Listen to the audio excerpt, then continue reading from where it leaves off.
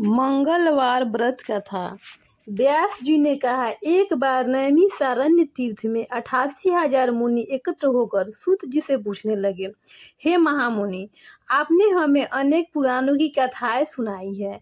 अब कृपया करके हमें ऐसा व्रत और उसकी कथा बताएं जिसके करने से संतान की प्राप्ति हो तथा मनुष्य के रोग शोक आदि, अग्नि सर्प दुख आदि का भय दूर हो।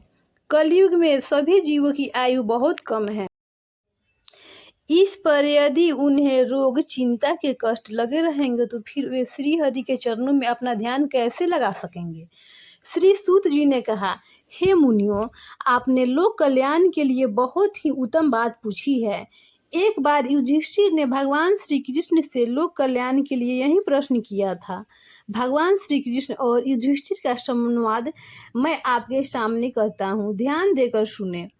एक समय हस्तिनापुर की राजसभा में योगी राज श्री कृष्ण बैठे हुए थे। तब युधिष्ठिर ने भगवान श्री कृष्ण से प्रश्न किया, हे प्रभु नंदन नंद गोविंद, आपने मुझे अनेक कथाएं सुनाई हैं।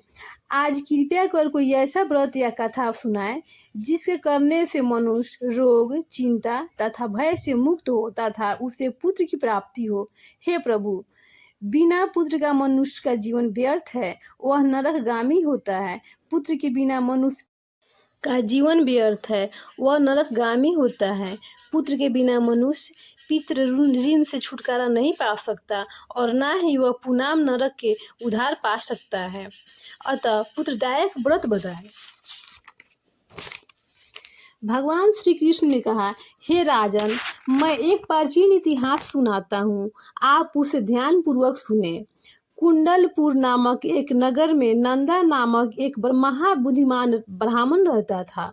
उसका गुजारा जैसे तैसे चल जाता था, परंतु वह बहुत दुखी रहता था क्योंकि उसके कोई संतान नहीं थी। उसकी पत्नी सुनंदा पतिव्रता थी। वह भक्तिपूर्वक श्री हनुमान जी की आराधना करती थी। मंगलवार के दिन वह व्रत करके अंत में भोजन बना करके हनुमान जी को भोग लगाने के बाद स्वयं भोजन करती थी। एक मंगलवार को गृह कार्य की अधिकता के कारण वह श्री हनुमान जी को भोग ना लगा सकी। इस पर उसे बहुत दुख हुआ।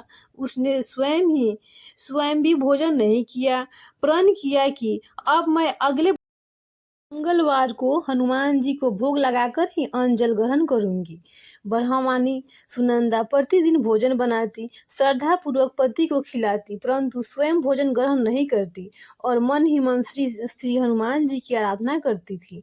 इस प्रकार 6 दिन तक ब्राह्मणी सुनंदा अपने प्रण के अनुसार भूखी प्यासी निराहार रही, परंतु 7वें दिन मंगलवार को वह प्रातःकाल ही बेहोश होकर गिर पड़ी। सुनंदा की इस असीम भक्ति से श्री हनुमान जी बहुत प्रसन्न हुए और उसके सम्मुख प्रकट होकर बोले, सुनंदा, मैं तेरी भक्ति से बहुत प्रसन्न हूँ, तू उठ और वर मांग। सुनंदा अपने आराध्य देव श्री हनुमान जी को अपने समक्ष पाकर आनंद से विभव हो उठी, उनके चरणों में गिर पड़ी और कहा, हे प्रभु, मेरे कोई संतान नहीं है, कृपया करके मुझे संतान प्राप्त करे। श्री हनुमान जी ने कहा, तेरी इच्छा पूर्ण होगी, तेरे यहाँ एक कन्या उत्पन्न होगी, उसके अष्टांग प्रतिदिन सोना दिया करेंगे। इस प्रकार वर देकर श्री हनुमान जी अंतर ध्यान हो गए। ब्राह्मणी सुनंदा बहुत हर्षित हुई। उसने यह समाचार अपने पति से जाकर कहा। ब्राह्मण देव कन्या का वरदान सुनकर कुछ दुखी हुए, परंतु सोना मिलने की बात सुनी तो बहुत प्रसन्न हुए। विचार किया कि ऐसी कन्या के साथ मेरी निर्धनता भी समाप्त हो जाएगी। श्री हनुमान जी की कृपा से वह ब्राह्मणी गर्भवती हुई और 10वें महीने में उसने एक सुंदर कन्या को जन्म दिया। वह कन्या अपने पिता के घर में ठीक उसी तरह से बढ़ने लगी जिस प्रकार शुक्ल पक्ष का चंद्रमा बढ़ता है। 10वें दिन ब्राह्मण ने उस बालिका का नामकरण कराया। उसके कुल पुरोहित से उस बालिका का नामकरण रत्नबाला रखा। इस कन्या ने पूर्व जन्म में विधि विधान से मंगल देव का व्रत किया था। रत्नबाला का अष्टांग प्रतिदिन बहुत सा सोना देता था। उस सोने से नंदा ब्राह्मण बहुत धनवान हो गया। ब्राह्मणी सुनंदा भी बहुत अभिमानी हो गई। समय बीतने के साथ रत्नबाला 10 वर्ष की हो चुकी थी। एक दिन सुनंदा ने नंदा ब्राह्मण से कहा, हमारी पुत्री रत्नबाला विवाह योग्य हो गई है, अतः कोई सुंदर तथा योग्य वर देखकर उसका विवाह कर दे। यह सुनकर नंदा ब्राह्मण बोला, अभी तो रत्नबाला बहुत छोटी है। तब ब्राह्मणी ने कहा, शास्त्रों की आज्ञा है कि कन्या 8वें वर्ष में गौरी, 9वें वर्ष में रोहिणी, 10वें वर्ष में कन्या, इसके पश्चात रजस्वाला हो जाती है। गौरी के दान से पाताल लोक, रोहिणी के दान से वैकुंठ लोक, कन्या के दान से इंद्रलोक में सुखों की प्राप्ति होती है। हे पतिदेव, अगर राजस्वाला का दान किया जाता है तो घोर नरक की प्राप्ति होती है। इस पर नंदा ब्राह्मण ने कहा, अभी तो रत्नवाला 10 वर्ष की ही है। मैंने तो 16-16 साल की कन्याओं का विवाह कराए हैं, अभी जल्दी क्या है। ब्राह्मणी सुनंदा ने कहा, आपको लोभ अधिक हो गया है। अगर 11वें वर्ष में कन्या का विवाह नहीं होता है तो उसके मानसिक धर्म के रक्त का पिता और बड़े भ्राता को पान करना पड़ता है। शास्त्रों में कहा गया है कि यदि माता पिता और बड़ा भाई राजस्वाला कन्या को देखते हैं तो वे नरक के गामी होते हैं। नंदा ब्राह्मण ने कहा, ठीक है, मैं कल ही कोई योग्य वर की तलाश में अपना दूत भेज दूंगा। दूसरे दिन ब्राह्मण ने दूत को बुलाया और कहा, मेरी कन्या जैसी सुंदर और वैसा ही सुंदर वर उसके लिए तलाश करो। दूत स्वामी की आज्ञा पाकर वर खोजने के लिए चल पड़ा। अनेक नगर घूमने के बाद उसने पंपई नगर में एक सुंदर ब्राह्मण युवक को देखा। यह बालक जिसका नाम सोमेश्वर था, बहुत गुणवान था। दूत ने इस सुंदर व गुणवान ब्राह्मण पुत्र के बारे में अपने स्वामी को पूर्ण विवरण दिया। ब्राह्मण नंदा को भी सोमेश्वर अच्छा लगा और फिर एक शुभ मुहूर्त में विधि पूर्वक सोमेश्वर को कन्या का दान करके ब्राह्मणी संतुष्ट हो गए। परंतु ब्राह्मण नंदा के मन में तो लोभ समाया हुआ था। उसने रत्नवाला का कन्यादान तो कर दिया था, परंतु वह बहुत खीन था। उसने विचार किया कि रत्नबाला जब ससुराल चली जाएगी, इससे जो सोना मुझे मिलता है वह आगे नहीं मिलेगा। मेरे पास जो धन था कुछ तो इसके विवाह में खर्च हो गया और जो कुछ बचा है वह भी कुछ दिन के पश्चात समाप्त हो जाएगा। मैंने इसका विवाह करके बड़ी भूल की है। उसने विचार किया कि अब कोई ऐसा उपाय करूं कि रत्नवाला मेरे घर में ही बनी रहे। लोभ रूपी राक्षस ब्राह्मण नंदा के मस्तिष्क पर छाता जा रहा था। रात भर सैया पर बेचैन से करवटें बदलते बदलते उसने एक क्रूर निर्णय लिया। उसने विचार किया कि जब रत्नवाला का पति सोमेश्वर उसे अपने घर वापस ले जा रहा होगा तो वह मार्ग में उसका वध करवा देगा और अपनी पुत्री को अपने घर वापस ले आएगा, जिससे नियमित रूप से उसे सोना भी मिलता रहेगा और समाज का कोई मनुष्य उसे दोष भी नहीं दे सकेगा। प्रातःकाल हुआ। नंदा ब्राह्मण और उसकी पत्नी सुनंदा ने अपने जमाता तथा पुत्री को बहुत सारा धन देकर विदा किया।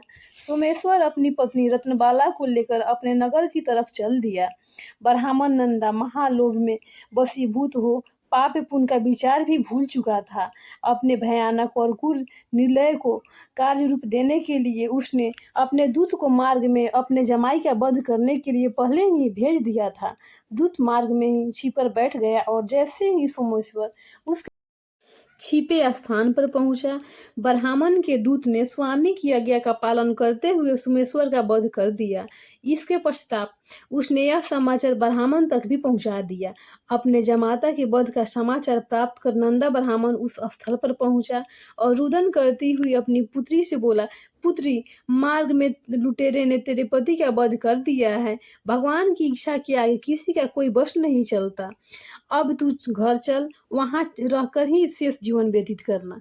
जो भाग में लिखा होता है वही होता है। अपने पति की अकाल मृत्यु से रत्नबाला बहुत दुखी हुई। करुण क्रंदन व रुदन करती हुई वह अपने पिता से बोली, हे पिताजी, इस संसार में जिस स्त्री का पति नहीं है उसका जीना व्यर्थ है। मैं अपने पति के साथ ही अपने शरीर को भी जला दूंगी और सती होकर अपने इस जन्म को माता पिता के नाम और तथा सास ससुर की यश को सार्थक करूंगी। ब्राह्मण नंदा अपनी पुत्री रत्नबाला के बचने को सुनकर अबाक रह गया। वह विचार करने लगा कि मैंने व्यर्थ ही जमाता का वध का पाप अपने सर में लिया है। रत्नबाला अपने पति के साथ अपने प्राण तक देने को तैयार है। मेरा तो दोनों तरफ से मरण हो गया, धन तो अब मिलेगा नहीं, जमाई वध के पाप के फलस्वरूप यम यातना की भुगतनी पड़ेगी। यह सोचकर वो बहुत दुखी हुआ। सोमेश्वर की चिता रचाई गई। रत्नबाला सती होने की इच्छा से पति का सिर अपनी गोदी में रखकर चिता में बैठ गई। जैसे ही सोमेश्वर की चिता में आग लगाई गई, वैसे ही प्रसन्न होकर मंगलदेव वहां प्रकट हुए और रत्नबाला से बोले, मैं तेरी पति भक्ति से प्रसन्न हूँ, तू वर मांग। रत्नबाला ने अपनी पति का जीवन दान मांगा। मंगलदेव बोले, रत्नबाला तेरा पति अजर अमर है, यह बड़ा विद्वान भी होगा, इसके अतिरिक्त तेरी जो इच्छा हो वह वर मांग। रत्नबाला ने कहा, हे ग्रहों के स्वामी, हे आराध्य देव, यदि आप मुझ पर प्रसन्न हैं तो मुझे यह वरदान दीजिए कि जो भी मनुष्य मंगलवार के दिन प्रातःकाल लाल पुष्प लाल चंदन से पूजा करके आपका स्मरण करे, उसे रोग व्याधि ना हो, स्वजनों से कभी वियोग ना हो, सर्प अग्नि तथा शत्रुओं का भय ना रहे। जो स्त्री मंगलवार का व्रत करे वह कभी विधवा ना हो। मंगलदेव तथास्तु कहकर अंतर ध्यान हो गए। मंगलदेव की कृपा से सोमेश्वर जीवित हो उठा। रत्नबाला अपने पति को पुनः प्राप्त कर बहुत प्रसन्न हुई। सोमेश्वर अपनी पत्नी को लेकर अपने नगर को चला गया। इसके बाद से दोनों पति पत्नी मंगलदेव का व्रत प्रत्येक मंगलवार को करने लगे और मंगलदेव की कृपा से इस लोक का सुख ऐश्वर्य भोग कर अंत में स्वर्ग लोक को गए।